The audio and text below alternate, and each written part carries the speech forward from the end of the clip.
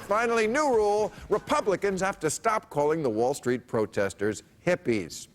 Yes, they're peeing outdoors and having sex in sleeping bags, or as Bristol Palin calls it, dating.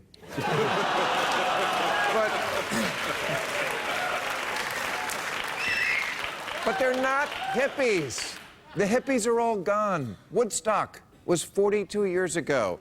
Forget the brown acid. The people who were at Woodstock are now taking the blue Viagra. Turn on, tune in, drop out refers to their hearing aids. Wavy Gravy is 75 years old. He's making wavy gravy in his pants.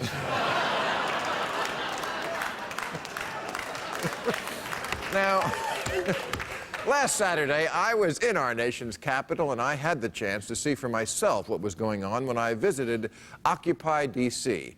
Everyone was extraordinarily well behaved, and contrary to reports, I was not offered a single marijuana cigarette. And I'm a little insulted. All right, someone did give me a magic mushroom, and it did blow my mind, and I thank you, Senator McConnell. And sorry about your eyebrows. I'm sure they'll grow back. Anyway, the next morning when I woke up bloody and naked in the woods, I had a revelation. Of course conservatives want to make this about hippies because they like to live in the past. Rush Limbaugh, who really is too square to be a drug addict, said, when the free drugs run out, when the free sex runs out, they'll get bored and move on to something else. Oh, that's right, Grandpa. Look at them, strumming their sitars and wearing dungarees. Whatever happened to the good old days of segregation and date rape? But I get it. You're bitter because we fought a culture war in the 60s and the right lost. Rick Santorum is like that Japanese soldier on the island who doesn't know the war is over. So he's still fighting against birth control and butt sex. Plus, Republicans are now mostly a Southern party, and if there's one thing Southerners don't do well, it's lose a war and get over it.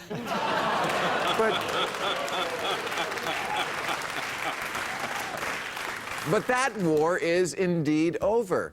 The ideals of the youth movement became assimilated into American society. That's why we have gays in the military now and prenatal yoga classes and tofurkey.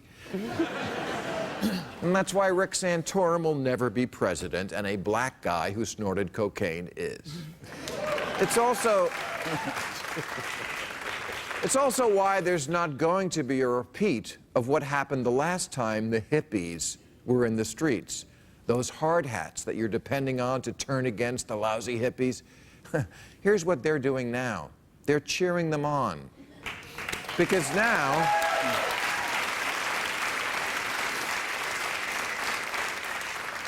the hard hats are just as broke as everybody else. These people down there, they're not the counterculture. They're the culture. They don't want...